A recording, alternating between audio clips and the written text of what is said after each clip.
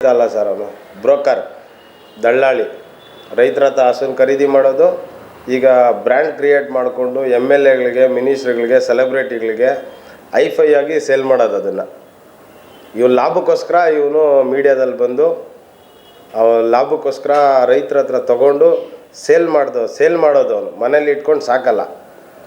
100% ಅವನು ಬ್ರೋಕರ್, ಖರೀದಿ ಮಾಡಿ ಸೇಲ್ ಮಾಡೋ ಅಂಥ ವ್ಯಕ್ತಿ ಅವನು. ಸರ್, ಈಗ ಅದೇ ಹೇಳ್ತಾರಲ್ಲ, ಅರ್ಕನ್ಗೆ ಐಶ್ವರ್ಯ ಬಂದರೆ ಅರ್ಧ ರಾತ್ರಿಯಲ್ಲಿ ಕೊಡೆ ಹಿಡಿತಾರಂತೆ. ಆ ಥರ ಮನುಷ್ಯ ಸರ್, ಆ ಥರ ಕ್ಯಾರೆಕ್ಟರಿಗೆ ಸೇರಿದ್ದು ನಾನು ಫ್ರೀಯಾಗಿ ಹೇಳಿದ್ದು. ನಮ್ಮ ಹುಡುಗ ಇವನೇ ಹೊಡೆದಿದ್ದು ನೀರುಗಳೆಲ್ಲ, ಅದು ಫ್ರೀಯಾಗೇ ಮಾಡಿಸಿದ್ದು. ನಮ್ಮ ಹುಡುಗ ರಕ್ಷಿತ್ ಅಂತೇಳಿ ಕ್ಲೀನ್ ಮಾಡೋಕ್ಕೆಲ್ಲ ಅವ್ನಿಗೆ ಒಪ್ಪಿಸಿದಾಗ ಏನು ಹೇಳ್ದೆ, ಇವನು ಹಣ ದುಡ್ಡು ಏನಿದ್ರು ನಾನು ಕೊಡ್ತೀನಿ, ಕೆಲಸ ಮಾಡಿಕೊಡಿ ಅಂತ ಹೇಳಿದ್ದೆ. ಪಾಪ ಅವನ್ನೆಲ್ಲ ಅದ್ರ ಪ್ರಕಾರವಾಗಿ ಎಲ್ಲ ಮಾಡಿಕೊಟ್ಟ. ಅದಾದಮೇಲೆ ಬಂದು ದುಡ್ಡು ಕೇಳಿದಾಗ, ಹಣ ಪಾರ್ಕಿಂಗ್ ಬರ್ತಾವಲ್ಲ ಗಾಡಿಗಳು, ಆ ಕಲೆಕ್ಷನ್ ಮಾಡ್ಕೊಂಬಿಡಿ ನೀವು, ನಿಮ್ಗೆ ಇನ್ನೂ ಹೆಚ್ಚಿಗೆ ದುಡ್ಡು ಸಿಗ್ತದೆ ಅಂತ ಐಡಿಯಾ ಕೊಡ್ತಾನೆ. ಅದು ಅಲ್ಲಿ ಆಗಲ್ಲ, ನಡೆಯಲ್ಲ. ಅಲ್ಲಿ ಲಕ್ಷಾಂತರ ಜನ ಬಂದಿರ್ತಾರೆ, ಕಲೆಕ್ಷನ್ 10 ರೂಪಾಯಿ ಕಲೆಕ್ಷನ್ ಮಾಡೋಕ್ಕಾಗಲ್ಲ. ಅದಾದಮೇಲೆ ನೀನು ಕೊಡಬೇಕು ಅಂತ ಹೇಳಿದಾಗ ಒಪ್ಕೊಂಡು ಹೋಗ್ತಾನೆ. ಆಮೇಲೆ ರಕ್ಷಿತ್ ಲಾಸ್ಟ್ ಟೈಮ್ ಮೀಡಿಯಾದಲ್ಲೆಲ್ಲ ಹೇಳಿದ್ದಾನೆ, 100 ಸತಿ ಫೋನ್ ಮಾಡಿದ್ರು ಫೋನ್ ಪಿಕ್ ಮಾಡಲ್ಲ. ಅಲ್ಲಿ ಅಣ್ಣ ಬ್ಯುಸಿ ಇದ್ದಾರೆ, ಇಲ್ಲಿ ಬ್ಯುಸಿ ಇದ್ದಾರೆ ಅಂತ ಅವ್ರ ಹುಡುಗರು ಫೋನ್ ಮಾಡಿದಾಗೆಲ್ಲ ಇದೇ ರೀಸನ್ ಕೊಡ್ತಾರೆ. ಸರ್, ಎಲ್ಲರ ಮನೆಯಲ್ಲೂ ಅವ್ರ ಅಪ್ಪ ಅಮ್ಮ ಊಟ ಹಾಕಿ ಅವ್ರ ಮನೆ ಇಟ್ಟು ತಿಂದು ಅವ್ರ ಮನೆ ಬಟ್ಟೆ ಹಾಕ್ಕೊಂಡೆ ದೊಡ್ಡವರಾಗ ಸರ್. ನಾವು ಸಹಾಯ ಮಾಡಿದವ್ರನ್ನ ನಾವು ಪ್ರಾಣ ಇರೋ ಗಂಟ ಕೃತಜ್ಞತೆ ಇರಬೇಕು ಅವ್ರಿಗೆ. ನಾವು ಯಾರೋ ನಿಮ್ಮ ಹತ್ರ 1 ರೂಪಾಯಿ ಹೆಲ್ಪ್ ತೊಗೊಂಡಿದ್ದೀನಿ ಅಂದಮೇಲೆ ಅವ್ರಿಗೆ ಋಣ ಇರಬೇಕು. ಆ ಋಣ ಇಲ್ದ ಮೇಲೆ ಮನುಷ್ಯನ ಜನ್ಮನೇ ವೇಸ್ಟ್ ಸರ್. ಯಾರ ಹೆಸ್ರು ಹೇಳಿಬಿಟ್ರೆ ಬೆಳೆಯಲ್ಲ ಸರ್. ಇವ್ರು ನನ್ನ ಫ್ರೆಂಡ್, ನನಗೆ ಹೆಲ್ಪ್ ಮಾಡಿದ್ರೆ ಮಾತ್ರ ನಾನು ಪುಷಪ್ ಆಗ್ತೀನಿ, ಇಲ್ಲಾಂದರೆ ಯಾವುದೇ ಕಾರಣಕ್ಕೂ ಬೆಳೆಯೋಕ್ಕಾಗಲ್ಲ. ಅವ್ರ ಹೆಸ್ರು ಹೇಳ್ಕೊಂಡು ಬೆಳೆಯೋಂಥ ಅವಶ್ಯಕತೆ ನನಗಿಲ್ಲ ಸರ್. ನಾನು ಬೆಳೆದಿದ್ದಕ್ಕೆ ನೀನು ನನ್ನ ಹುಡ್ಕೊಂಡು ಬಂದಿದ್ದು. ನಾನು ಹೊರ್ತರ್ಗೆ ಬಂದಿದ್ನ, ನೀನು ಹೊಸಕೋಟೆಗೆ ಬಂದ? ಕ್ವಶನ್ ನೀವು ಮಾಡಿ ಸರ್. ಹೊರ್ತರ್ಗೆ ನಾನು ಹೋಗಿದ್ನ ಅವ್ರ ಮನೆ ಬಾಗಿಲಿಗೆ, ಅವ್ನು ನನ್ನ ಹುಡ್ಕೊಂಡು ನನ್ನ ಹತ್ರ ಬಂದಿದ್ನ. ನನ್ನ ಹತ್ರ ಮೆಸೇಜ್ಗಳಿದ್ದಾವೆ ನೋಡಿ. ನೈಟ್ 1 ಗಂಟೆ 2 ಗಂಟೆಯಲ್ಲಿ ಎಮರ್ಜೆನ್ಸಿ ಅಂತ ನನ್ನ ಕಡೆಯಿಂದ ಮೆಸೇಜ್ ಹೋಗಿದ್ಯಾ, ಆ ಕಡೆಯಿಂದ ಬಂದಿದ್ಯಾ? ಯಾರ ಹತ್ರ ಹೆಲ್ಪ್ ಮಾಡಿಸ್ಕೊಂಡ್ರು? ಅವನು ಯಾರು ಅನ್ನೋದೇ ಗೊತ್ತಿಲ್ಲ ನನಗೆ. ನಾನು ಹೆಂಗೆ ಹೆಲ್ಪ್ ಕೇಳ್ತೀನಿ? ಹೊಸಕೋಟೆಯಲ್ಲಿ ಯಾರನ್ನ ಹಿಡಿದ್ರೆ ಕೆಲಸ ಆಗ್ತದೆ ಅಂತ ತಿಳ್ಕೊಂಡು ನಮ್ಮನ್ನು ಬಂದು ಪರಿಚಯ ಮಾಡಿಕೊಂಡು ಕೆಲಸ ಮಾಡಿಸ್ಕೊಂಡು ಇವತ್ತು ನಮ್ಮನ್ನೇ ಕಾಮಿಡಿ ಪೀಸ್ ಅಂದ್ಕೊಂಬಿಟ್ಟಿದ್ಯಾ ನೀನು?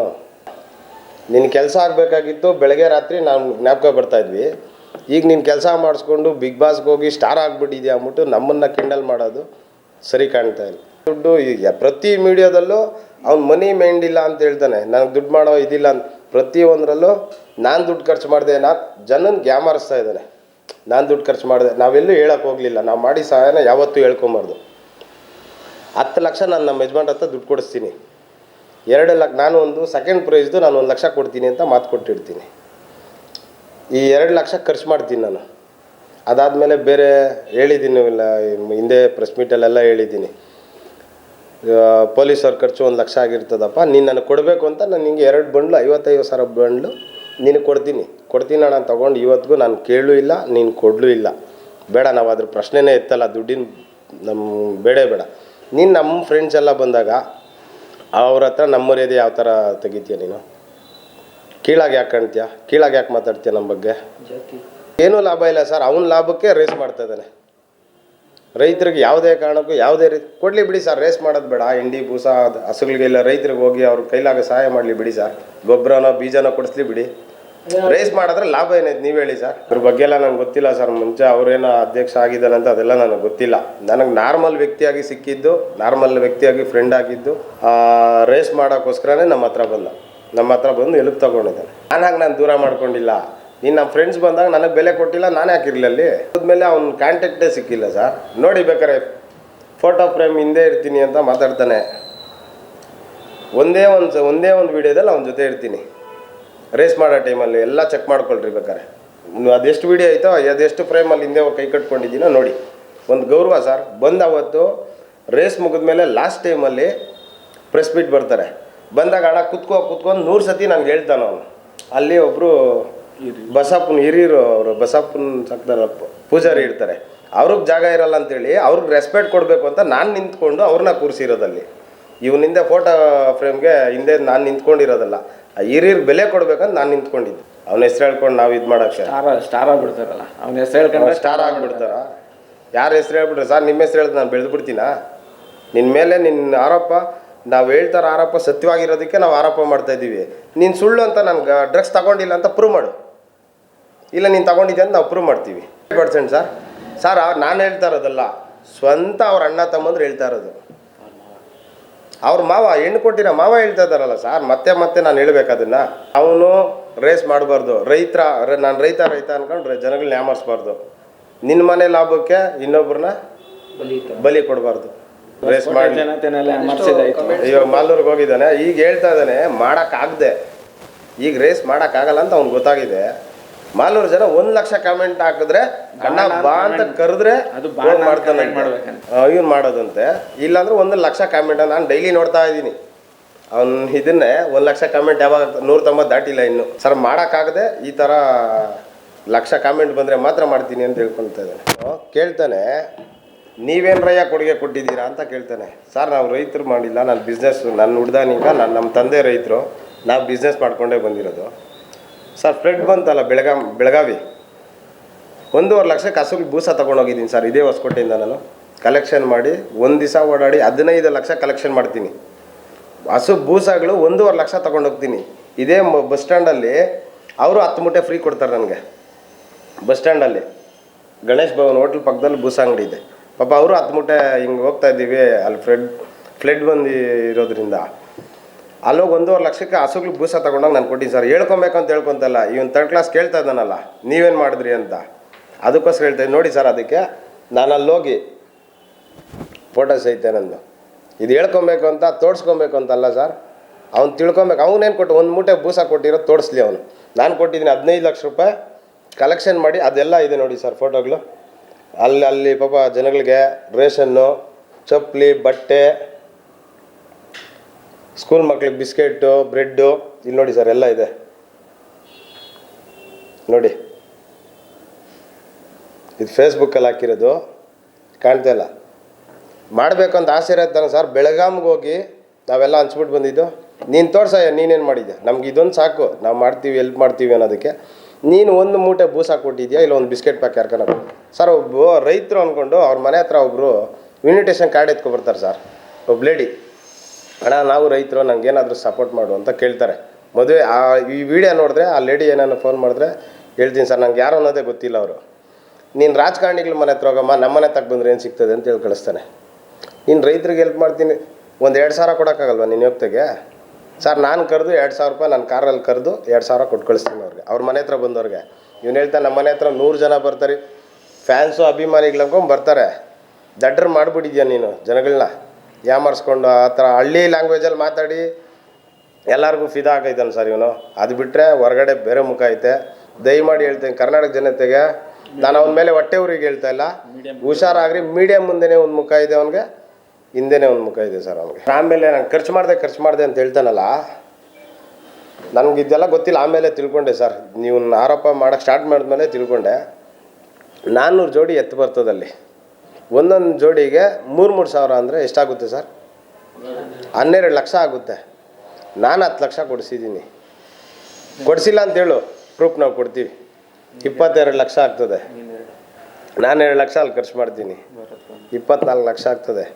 ನನ್ನ ಫ್ರೆಂಡ್ ಭರತ್ ಗೌಡ ಅಂತ 2 ಲಕ್ಷ ಕೊಡ್ತಾನೆ, 26 ಲಕ್ಷ ಆಗುತ್ತೆ. ಅವ್ರು ಯಾರೋ ನೀನೇ ಹೇಳಿದ್ದೀನಿ, ಸಣ್ಣ ಪುಟ್ಟ ಎಲ್ಲ ಒಂದು 5 ಲಕ್ಷ ನೀನೇ ಹೇಳಿದ್ಯಾ. ಒಂದು ನಮ್ಗೆ ಗೊತ್ತದು ಎಷ್ಟು ದುಡ್ಡು ಆಯ್ತು ಸರ್. ನಾವು 30 ಲಕ್ಷ ನಿಂಗೆ ಕಲೆಕ್ಷನ್ ಆಗೋದೆ ಅಂತ ನಾವು ಹೇಳ್ತಾ ಇದ್ದೀವಿ, ಪ್ರೂಫ್ ಸಮೇತ ಕೊಡ್ತೀವಿ. ಗೊತ್ತಿದ್ದಂಗೆ ಬರೀ 1 ರೂಪಾಯಿ ಹಾಕೋರು ಅಂತ ಕಿಂಡಲ್ ಮಾಡ್ತೀಯಲ್ಲಪ್ಪ ನೀನೇ ಹೇಳಿದ್ಯಾ ಫಸ್ಟ್ ವೀಡಿಯೋದಲ್ಲಿ. 1 ರೂಪಾಯಿ ಹಾಕ್ರಿ ಕರ್ನಾಟಕ ಜನ ಅಂತ ಕೇಳಿದ್ಯಾ. ಹಾಕಿದಾದ್ಮೇಲೆ ರೇಸ್ ಮಾಡಿ 1 ರೂಪಾಯಿ ಎಂಥ ಜನ ನೋಡ್ರಿ ಅಂತ ಕಿಂಡಲ್ಲು ನೀನೇ ಮಾಡ್ತೀಯ. ಯಾವ ಸರಿ ಇದು? 1 ರೂಪಾಯಿ 7 ಕೋಟಿ ಜನ ಅವರೇ. ನಿನಗಿನ್ನೂ ಲೆಕ್ಕನೇ ಗೊತ್ತಿಲ್ಲ ಕರ್ನಾಟಕದಾಗ ಎಷ್ಟು ಜನ ಅವರೇ ಅಂತ. 5 ಕೋಟಿ ಅಂತ್ಯ, 7.5 ಕೋಟಿ ಜನ ಇವಾಗಿರೋದು. 7.5 ಕೋಟಿಲಿ 1 ಕೋಟಿ ಜನ ಹಾಕಿರಲ್ವ ಸರ್ 1 ರೂಪಾಯಿ? ಬೇಡ ಸರ್, 20 ಲಕ್ಷ ಜನ ಹಾಕಿರಲ್ವ ಸರ್? ನೀನು ಲೆಕ್ಕ ಕೊಡು. 10 ಜನ ಹಾಕೋರು 20 ಲಕ್ಷ ಲೆಕ್ಕ ಕೊಡು. ಕೊಡದೆ ಯಾಕೆ ಬರೀ ನಾವು ಕ್ವಶನ್ ಮಾಡಿರೋದಕ್ಕೆ ಆನ್ಸರ್ ಮಾಡ್ತಾಯಿಲ್ಲ ನೀನು ಯಾವುದೋ ತರಳೆ ಮಾತುಗಳು ಹೇಳ್ಕೊಂಡು ಅವ್ನು ಹಿಂಗೆ, ಇವ್ನು ಹಿಂಗೆ, ಇವಳು ಹಿಂಗೆ, ಅವಳು ಹಿಂಗೆ ಇದನ್ನು ಹೇಳ್ಕೊಂಡು ಯಾಮರಿಸ್ತಾ ಇದೆಯಾ. ನಾವು ಕೇಳ್ತಾರೋ ಕ್ವಶನ್ಗೆ ಆನ್ಸರ್ ಮಾಡಪ್ಪ. ಸಂತೋಷ, ಫ್ರಾಡ್ ಸಂತೋಷ, ಬ್ರೋಕರ್ ಸಂತೋಷ, 150 ಸತಿ DTS ಅಲ್ಲಿ ಕೇಳಿಸ್ಕೊ. ಇದನ್ನು ವಿಗ್ ಹಾಕಿರೋರ್ನ ಹಿಡಿಬೇಕಿನ್ನ. ತಲೆಯಲ್ಲಿ ಬುದ್ಧಿ ಇರೋರನ್ನ ಕೂದಲಿರೋರನ್ನ ನೀನು ಯಾಮರ್ಸೋಕ್ಕಾಗಲ್ಲ. ತಲೆಗೆ ವಿಗ್ ಹಾಕ್ಕೊಂಡಿರೋರ್ನ ಮಾತ್ರ ಯಾಮರ್ಸೋಕ್ಕಾಗೋದು ನೀನು. ಎಲ್ಲರಿಗೂ ನಮಸ್ಕಾರ. ಮಾಧ್ಯಮ ಮಿತ್ರರಿಗೆ ನನ್ನ ಹೆಸರು ರಿತೇಶ್ ಅಂದ್ಬಿಟ್ಟು, ಹೊಸಕೋಟೆ. ಮೊದಲನೇದಾಗಿ ಆತ ರೇಸ್ ಮಾಡಬೇಕಾದ್ರೆ ಕಾರಣಕರ್ತರು ವೀರೇಶಣ್ಣವರು. ಆನಂತರ ನಮ್ಮ ರಕ್ಷಿತ್ ಅಂತ ನಮ್ಮ ಸೋದರನೇ ಕೊಳ್ತೂರು ರಕ್ಷಿತ್ ಅಂದ್ಬಿಟ್ಟು, ಅವರು ಕೂಡ ಅವನಿಗೆ ಸಿಕ್ಕಾಪಟ್ಟೆ ಹೆಲ್ಪ್ ಮಾಡಿದ್ದಾರೆ. ಒಂದು ರೇಸ್ ನಡೆಯೋಕ್ಕೆ ಅವರು ಅಲ್ಲಿನ ಜಮೀನು ಕೊಡಿಸಿ ರೈತರ ಹತ್ರ ಎಲ್ಲ ಮಾತಾಡಿ, ಆನಂತರ ಆತನ JCB ಟ್ಯಾಕ್ಟ್ರು ಆಳುಗಳು ಕಾಳುಗಳನ್ನೆಲ್ಲ ಕರ್ಕೊಂಬಂದು ಅಲ್ಲಿ ಕೆಲಸ ಮಾಡಿಸ್ದ. ನಮ್ಮಂಥವ್ರ ಕೈಯಲ್ಲಿ ನೀರು ನಾವೆಲ್ಲ ಉಚಿತವಾಗಿ ನೀರೇ ಕೊಟ್ಟಿದ್ದೀವಿ ಅಲ್ಲಿ. ಹಂಗಾಗಿ ನಮ್ಗೆ ದುಡ್ಡೇನು ಬೇಡ. ಅಲ್ಲಿಂದ ನಮ್ಮ ರಕ್ಷಿತ್ ಅಣ್ಣವ್ರಿಗೆ ಅಲ್ಲಿ JCB ಖರ್ಚು ವೆಚ್ಚು ಸುಮಾರು ಒಂದು 2 ರಿಂದ 3 ಲಕ್ಷ ಆಗಿದೆ. ಇವನು 1 ಲಕ್ಷ ಕಾಸು ಕೊಟ್ಬಿಟ್ಟು 100 ಸಲ ಫೋನ್ ಮಾಡ್ರು ರೇಸ್ ಮುಗ್ದ್ಮೇಲೆ ಕೊಡ್ತೀನಣ್ಣ, ಮಾನ್ಯ ದಿನ ಬಾ ಅಂದನು. ಮಾನ್ಯ ದಿನ ಮನೆ ಹತ್ರ ಹೋದ್ರೂ ಕಾಯಿಸೋದೆ, ಫೋನ್ ಮಾಡ್ರು ಒಂದು ರಿಸೀವ್ ಮಾಡಲ್ಲ. ಆನಂತರ ಏನು ಅವ್ರ ಸ್ನೇಹಿತರಿಗೆ ಫೋನ್ ಮಾಡ್ರು ಅವರು ಕೂಡ ರೆಸ್ಪಾನ್ಸ್ ಇಲ್ಲ. ಕಾಸು ಕೊಡ್ಬೇಕನ್ನೋದು ಅವನು ಹೇಳ್ತಾನೆ, ಯಾರ ದುಡ್ಡಲ್ಲೂ ನಾನು ಬದುಕಿಲ್ಲ, ಯಾರ ಅಂಗಲ್ಲೂ ಇಲ್ಲ, ನಾನು ದುಡ್ಡು ಹಾಕಿದ್ದೀನಿ ಸ್ವಯಂ ಪ್ರೇರಿತ ಅಂತಾನೆ. ಹಂಗಂದ್ರೆ ಯಾಕೆ JCBಗಳಿಗೆ ಮತ್ತು ಟ್ಯಾಕ್ಟ್ರಿಗಳಿಗೆ ಆಳುಗಳಿಗೆ ಕಾಳುಗಳಿಗೆ ಯಾಕೆ ದುಡ್ಡು ಕೊಟ್ಟಿಲ್ಲ? 2 ಲಕ್ಷ ಏನು ಸುಮ್ಮನೆ ಬರ್ತಿತ್ತಾ? ಇವನಿಲ್ಲಿ ಏನು 1 ರೂಪಾಯಿ ಹಾಕಿ 100 ರೂಪಾಯಿ ಎತ್ಕೊಂಡು ಹೋಗೋ ಕಳ್ಳ ಇವನು. ಮೊನ್ನೆ ಹೇಳ್ತಾನೆ ಯಾವುದೇ ಕಾರಣಕ್ಕೂ ನಿಮ್ಮ ಹೆಸರು ಹೇಳೋಲ್ಲ ಅಂತ. ಅವ್ನಿಗೆ ಆ ಸಾಮರ್ಥ್ಯನೇ ಇಲ್ಲ. ನಮ್ಗೆ ಸಾಮರ್ಥ್ಯ ಇದೆ, ಆ ಧೈರ್ಯ ಇದೆ. ಅವನ ಹೆಸರು ಇವಾಗ್ಲೂ ನಾನು ವೀರೇಶಣ್ಣವ್ರು ಎಲ್ಲರೂ ಕೂಡ ಓಪನ್ ಆಗಿ ಇಲ್ಲಿ ಬಂದು ಹೇಳ್ತಿದೆ. 100 ಸತಿ ಕೇಳಿಸ್ಕೊಳ್ಳೋ ವಿಡಿಯೋನ ಹೋಮ್ ಥಿಯೇಟರ್ಗೆ ಹಾಕಿ HD ಕ್ವಾಲಿಟಿಯಲ್ಲಿ ಕೇಳಿಸ್ಕೊ. ಫ್ರಾಡ್ ಸಂತೋಷ ನೀನು. ಫ್ರಾಡ್ ಸಂತೋಷ ನಿನ್ನ ಹೆಸರು ಹೇಳು, ಓಪನ್ ಆಗಿ ಹೇಳ್ತೀರಿ. ನಿನಗೆ ತಾಕತ್ತಿದ್ರೆ ಹೇಳು. ಅವ್ನು ಹೇಳ್ತಾನೆ ಯಾವುದೇ ಕಾರಣಕ್ಕೂ ನಿಮ್ಮ ಹೆಸರಲ್ಲ. ಅದೇನದು ಬಿರಿಯಾನಿ ತಿನ್ಬೇಕಂತ ಅವ್ನ ಹೆಸರು ಹೇಳ್ಕೊಂಡು ಹುಡ್ದಾಯಿಂದ ಅವನೇ ಬಿರಿಯಾನಿ ಹಾಕಿರೋದು. ಅವ್ನು ಹೇಳ್ತಾನೆ ಹೊಸಕೋಟೆ ತಾಲೂಕು ಜನದಿಂದ ಅವ್ನು ಬೆಳೆದಿರೋದು. ಇವತ್ತೇನಾದರೂ ರೇಸ್ ಮಾಡಿದೆ ಅಂದರೆ ಇವತ್ತು ವೀರೇಶಣ್ಣವರಾಗಿರ್ಬೋದು, ಎಲ್ಲರೂ ಸ್ನೇಹಿತರು ಸಾಮರ್ಥ್ಯದಲ್ಲಿ ಆಗಿರೋದು. ಈ ಮಾಧ್ಯಮ ಮಿತ್ರರು ಅವನ್ನೆಲ್ಲ ಹೈಲೈಟ್ ಮಾಡಿದ್ದಕ್ಕೆ ಇವತ್ತು ಅವ್ನು ಬಿಗ್ ಬಾಸ್ಗೆ ಹೋಗಿ ಇವತ್ತೊಂದು ಹೆಸರು ಮಾಡಬೇಕು. ಅವ್ನ ಮನೆಗೆ ಒಂದು ಇವತ್ತು ಸ್ಟಾಲ್ ಲೆಕ್ಕದಲ್ಲಿ ಅವ್ನು ಅಂದ್ಕೊಂಡಿದ್ದಾನಲ್ಲ, ಆ ಸ್ಟಾಲ್ ಲೆಕ್ಕದಲ್ಲಿ ಬೆಳಿಬೇಕಾದ್ರೆ ನೀವು ನಮ್ಮ ವೀರೇಶಣ್ಣವರು ಅನೇಕ ಹೊಸಕೋಟೆ ತಾಲೂಕು ಜನ ಕಾರಣಕರ್ತರು. ಅವ್ನು ಬೆಳಿಬೇಕಾದ್ರೆ ಕಾರಣನೇ ಮೀಡಿಯಾ, ಮಾಧ್ಯಮ ಮಿತ್ರರಿಂದನೇ ಬೆಳೆದಿದ್ದು. ಈಗ ಮೀಡಿಯಾದವ್ರು ಯಾರು ಹೋಗ್ತಾನೆ ಇಲ್ಲ ಅವ್ನ ಮನೆ ಹತ್ರ. ಅಲ್ಲ, ಇಷ್ಟೆಲ್ಲ ಆರೋಪ ಮಾಡ್ತಾ ಇದ್ರಲ್ಲ, ಒಂದು ಮಾತು ನಾನು ಕೇಳೋದು ಇಷ್ಟೇ, ಅವನ್ನ ನೀವು ಕೂಡ ಪ್ರಶ್ನೆ ಮಾಡ್ಬೋದಲ್ಲ, ಮನೆ ಹತ್ರ ಹೋಗಿ ದಯವಿಟ್ಟು ಕೇಳ್ಬೋದಲ್ಲ ಅಣ್ಣ, ನೀವು ಕೇಳ್ಬೋದು ಹೋಗಿ, ಏನಪ್ಪ ಈ ಥರ ಆರೋಪ ಇದೆ, ನೀನು ಗಾಂಜಾ ಸೇವಿಸಿದ್ಯಾ, ಹಿಂಗೆ ದುಡ್ಡು ಕೊಡ್ಬೇಕಂತೆ ನಾವು ರೈತರ ಮಕ್ಕಳು ನಾವೆಲ್ಲನೂ ಇಲ್ಲಿರೋರೆಲ್ಲನೂ ಇವತ್ತು ಕೂಡ ವ್ಯವಸಾಯ ಮಾಡ್ತಾಯಿದ್ದೀವಿ ನಾವು ಎಲ್ಲರೂ ಕೂಡ. ಅದೇ ರೀತಿ ನಮಗೆ ಮೋಸ ಮಾಡ್ಬೋದಾ? ಇವತ್ತು ರೈತರ ಪಾಡು ಎಷ್ಟು ಚಿಂತಕ ಜನ ಇದೆ. ಅಂಥದ್ರಲ್ಲೇ ಇವನು 2 ಲಕ್ಷ 3 ಲಕ್ಷ ನಮಗೆ ಮೋಸ ಮಾಡ್ರೆ ಅದು ಎಷ್ಟರ ಮಟ್ಟಿಗೆ ಸರಿ? ತಿರ್ಗಾ ಇಲ್ದಿದ್ದ ಆರೋಪ ಯಾವುದೇ ಕಾರಣಕ್ಕೂ ನೀನು ಹೆಸರು ಹೇಳಲ್ಲ. ಅವನಿಗೆ ದಮ್ಮು ಇಲ್ಲ, ಸಾಮರ್ಥ್ಯ. ಮತ್ತೆ ನಾವು ಮೊನ್ನೆ ಮೀಡಿಯಾದಲ್ಲಿ ಮಾತಾಡೋಕ್ಕೆ ಬೆದರಿಕೆ ಕರೆ ಹಾಕ್ಸ್ತಾನೆ. ಆ ವಿಡಿಯೋ ಕೂಡ ಸಮೇತ ಇದೆ. ಒಬ್ಬನು ಕಾಮೆಂಟ್ ಮಾಡಿರ್ತಾನೆ, ಕಾಮೆಂಟ್ ಕೆಟ್ಟದಾಗಿ ಅಶ್ಲೀಲತವಾಗಿ ಮಾತಾಡ್ತಾನೆ. ನೆಕ್ಸ್ಟ್ ಕಾಮೆಂಟ್ ಮಾಡೋರ್ಗೆ ಇದೇ ಗತಿ ಆಗ್ತದೆ. ಕೇಳಿಸ್ತದೆ ಸರ್ ಇದು ಮಾತಾಡಿದ್ರೆ? ನಮಸ್ಕಾರ ಬರಸಣ್ಣ, ನಿನ್ನ ಬಗ್ಗೆ ನಮ್ಗೆ ಗೊತ್ತಿತ್ತು, ಗೊತ್ತಿಲ್ಲದ್ರೆ ಮಾತಾಡ್ಬಿಟ್ಟೆ, ನನ್ನ ತಪ್ಪಾಯ್ತು. ರಿತೇಶ್ ಅಣ್ಣಗೆ ಅವ್ರಿಗೆಲ್ಲ ಅವ್ನು ಲೆಕ್ಕ ಕೊಡಬೇಕು. ಅವ್ನ ಮನೆ ದುಡ್ಡು 1 ರೂಪಾಯಿ ಮನೆ ಸರ್ ನಾನು ಹೇಳಿದ್ದೆ, ಮುಂಚೆ ನಾನು ಹೇಳಿದ್ದೆ, ನಾನು ಗೊತ್ತಿಲ್ಲ ಸರ್, ರೇಸ್ ಮಾಡಿ ನಮ್ಗೆ ಅಭ್ಯಾಸ ಇಲ್ಲ, ಇದಕ್ಕೆಲ್ಲ 50 ರಿಂದ 60 ಲಕ್ಷ ಖರ್ಚಾಗಿರ್ತದೆ ಅಂತ ನಾನು ಅಂದ್ಕೊಂಡಿದ್ದೆ ಸರ್. ಆಮೇಲೆ ನನ್ನ ಫ್ರೆಂಡ್ನ ಕೇಳಿದೆ, ಬೇರೆ ಯಾರೋ ರೇಸ್ ಮಾಡೋಲ್ಲ, ಎಷ್ಟು ಖರ್ಚಾಗ್ಬೋದು ಅಂತ. ಇದೆಲ್ಲ ಒಂದು 15 ಲಕ್ಷ ಖರ್ಚಾಗ್ಬೋದು ಅಂತ ಹೇಳಿದರೆ, ನಾನೇ 10 ಲಕ್ಷ ದುಡ್ಡು ಕೊಡಿಸಿದ್ದೀನಿ. ನಾನೇ 2 ಲಕ್ಷ ನಾನು ಅಲ್ಲಿನ ಖರ್ಚುಗಳೆಲ್ಲ ನಾನು ನೋಡ್ಕೊಂಡಿದ್ದೀನಿ. ನಿನ್ನ ಕಲೆಕ್ಷನ್ಗೆ ಮಾತ್ರ ಊರೂರು ತಿರುಗ್ತಾ ಇದ್ದೆ ಕಾರ್ ಎತ್ಕೊಂಡು. ಇಲ್ಲಿ ಕೆಲಸ ಮಾಡಿದ್ದು ನಾವು. ಜ್ಞಾನ ಇರಲಿ ಸಂತೋಷ್, ಜ್ಞಾನ ಇರಬೇಕು ನಿನಗೆ. ನೀನು ಮೀಡಿಯಾ ಸಿಕ್ತು ಅಂದ್ಬಿಟ್ಟು ಬಾಯಿಗೆ ಬಂದಂಗೆ ನಮಗೂ ಮಾತಾಡೋಕ್ಕೆ ಬರ್ತದೆ. ಅವಿವೇಕಿಗಳಂತ್ಯ ಯಾರನ್ನಂದೆ ಬಾಯಿ ಬಿಟ್ಟು ಹೇಳಯ್ಯ, ನೀನು ತಾಕತ್ತಿದ್ರೆ. ಇಂಥವ್ರೆ ಅವಿವೇಕಿ ಅಂತೇಳು. ನೀನು ಅವಿವೇಕಿನ ಮೂರ್ಖರನ್ನಾಗಿ ಮಾಡಿಬಿಟ್ಟೆ. ನೀನು ಬಂದು ನಮ್ಮನ್ನು ಮೂರ್ಖನಾಗಿ ಮಾಡಿ ನಮ್ಮ ಇಲುಪ್ ತಗೊಂಡು ನೀನು ನಮ್ಮನ್ನೇ ತರಲೆ ಮಾಡೋಕೆ ಕೊಟ್ಟಿದ್ಯಾ. ಇವೆಲ್ಲ ಚೆನ್ನಾಗಿರಲ್ಲ ಸಂತೋಷ್, ನಿನ್ಸ್ಬಿಡು ಕಾಮಿಡಿ ಎಲ್ಲ. ಈಗ ತಲೆಯಲ್ಲಿ ಬುದ್ಧಿ ಇರೋರು ಯಾರು ನಿಂಗೆ ಹೆಲ್ಪ್ ಮಾಡಲ್ಲ. ತಲೆಗೆ ವಿಗ್ ಹಾಕ್ಕೊಂಡಿರೋರು ಮಾತ್ರ ಸಿಗ್ಬೇಕು ನಿನಗೆ. ಅಂಥವ್ರನ್ನೇ ಹಿಡಿಬೇಕು, ವಿಗ್ ಹಾಕ್ಕೊಂಡಿರೋರನ್ನೇ ಹಿಡಿಬೇಕು. ಏನದು ದಳ್ಳಾಳಿ ವ್ಯಾಪಾರ ಮಾಡ್ತಾ ಇದ್ದ ಹಸುಗಳು, ಇದು ಕಸಾಯ ಕಾಣೆ. ನಾವು ಇಲ್ಲೇ ಇದ್ದಿದೆ, ಇವ್ರ ಹತ್ರನೇ ಯಾವ್ದನ್ನ ಹಸುಗಳು ಯಾವ್ದನ್ನ ಬಂದ್ರು ಇವ್ರ ಹತ್ರ ಹುಡ್ಕೊಂಬರೋನು. ಹುಡ್ಕೊಂಬಂದು ಹಸುಗಳು ತಗೊಂಡೋಗಿ ದಳ್ಳಾಳಿ ವ್ಯಾಪಾರ ಅವನೇ ಮಾಡ್ತಾ ಇದು ಕಷಾಯ ಕಾಣೆಗೆ ಕೊಡ್ತಾ ಇದ್ದಿದ್ದು ಅವನು. ಆದರೆ ಯಾವುದೇ ಕಾರಣಕ್ಕೆ ಇವ್ರು ಯಾರು ಕೊಟ್ಟಿಲ್ಲ. ಆ ಥರ ವ್ಯಾಪಾರ ಮಾಡ್ಕೊಂಡು ಅವ್ನು ಬೆಳೆದಿದ್ದು ತಿಂದು ನೋಡ್ರೆ ನಮ್ಮಿಂದ ಬೆಳೆದು ಇವತ್ತು ಏನೇನೋ ರೀತಿ ಮಾತಾಡ್ತಾನೆ. ಅಣ್ಣ ನಮಸ್ಕಾರ, ನನ್ನ ಹೆಸರು ಶಾಂತ ಅಂದ್ಬಿಟ್ಟು. ಇವಾಗೇನು ಹೊರ್ತೂರು ಸಂತೋಷ ನಾನು ಹಳ್ಳಿಕಾರ ಒಡೆಯ ಅಂತ ಇದ್ದಾನಲ್ಲ ಅಣ್ಣ, ಅವ್ನು ಮೊದಲು ಮಾಡ್ತಾಯಿದ್ದು ಅವನು ಸೀಮೆ ಹೆಸ್ರುಗಳು ಬಿಸ್ನೆಸ್ ಮಾಡ್ತಾಯಿದ್ದ. ಅವನು ಒಂದು ಹೆಸ್ರು ಮಾಡೋಕ್ಕೋಗಿ ಈ ತಳಿನ ಯೂಸ್ ಮಾಡ್ಕೊಂಡಿರೋದು ಅವನು. ನಾನು ಹಳ್ಳಿಕಾರ ಒಡೆಯ, ನಾನು ಹಳ್ಳಿಕಾರ್ಗಾಗಿ ಧ್ವನಿ ಎತ್ತಿದ್ದೀನಿ ಅನ್ನಲ್ಲ. ಇವನು ಹಳ್ಳಿಕಾರ್ಗೆ ಏನು ಕೊಡುಗೆ ಕೊಟ್ಟಿದ್ದಾನೆ ಇವನು? ಮೊದಲನೇದಾಗಿ ಏನು ಒಂದು ಇವಾಗ ಸಪ್ನಮ್ಮನ ಜಾತ್ರೆಯಲ್ಲಿ ನಾನು ಅಷ್ಟು ಲಕ್ಷ ಖರ್ಚು ಮಾಡ್ತೀನಿ, ಇಷ್ಟು ಲಕ್ಷ ಖರ್ಚು ಮಾಡ್ತೀನಿ ಅಂತಾನೆ. ಆದರೆ ಒಂದು ವರ್ಷ ಕೂಡ ಒಂದು ಟ್ಯಾಂಕರು ನೀರು ಹೊಡ್ಸಿಲ್ಲ, ಒಂದು ಹೊರೆ ಹುಲ್ಲು ದಾನ ಮಾಡಿಲ್ಲ ಅವನು. ಆಮೇಲೆ ರೈತ ಅಂತಾನೆ, ರೈತ ಪರವಾಗಿ ಯಾವುದು ಸಂಘಟನೆಗಳಾಗಲಿ ಇದಾಗಲಿ ಯಾವುದು ರೈತ ಪರ ಹೋರಾಟ ಮಾಡಿಲ್ಲ ಅವನು. ಸುಮ್ಮನೆ ಅವ್ನ ಹೆಸ್ರಿಗಾಗಿ ಅವನು ಹಳ್ಳಿಕಾರನ್ನ ಯೂಸ್ ಮಾಡ್ಕೊತ ಇದ್ದಾನೆ ಅಷ್ಟೇ. ಅಂದರೆ ಮಾತನ್ನೇ ಬಂಡವಾಳ ಮಾಡ್ಕೊಂಬಿಟ್ಟಿದ್ದಾನೆ ಅವನು. ಅವ್ನು ಫಸ್ಟು ಸೀಮೆ ಹಸುಗಳನ್ನ ವ್ಯಾಪಾರ ಮಾಡ್ತಾಯಿದ್ದು, ಒಳ್ಳೆ ದನ ತಗೊಳೋದು, ಅವ್ನ ಲಾಭಕ್ಕೆ ಕಸಾಯ ಕನಕ ಸೀಮೆ ದನನ ಮಾಡ್ತಾಯಿದ್ದ. ನಮ್ಮ ಮನೆ ಹತ್ರನೂ ಬಂದಿದ್ದಾನೆ.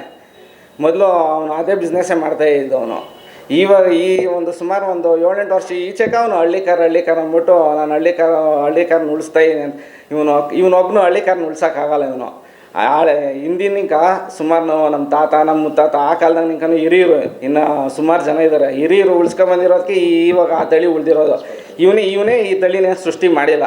ಇವನು ಸೃಷ್ಟಿ ಮಾಡಿ ಇವನೊಬ್ಬ ಕೈಯಾಗೋ ಈ ತಳಿನ ಉಳ್ಸೋಕ್ಕಾಗಲ್ಲ. ಎಲ್ಲರೂ ಸೇರಿ ಈ ತಳಿ ಉಳಿಸ್ಬೋದು, ಇವನೊಬ್ಬ ಕೈಯಾಗ ತಳಿ ಉಳ್ಸೋಕ್ಕಾಗಲ್ಲ.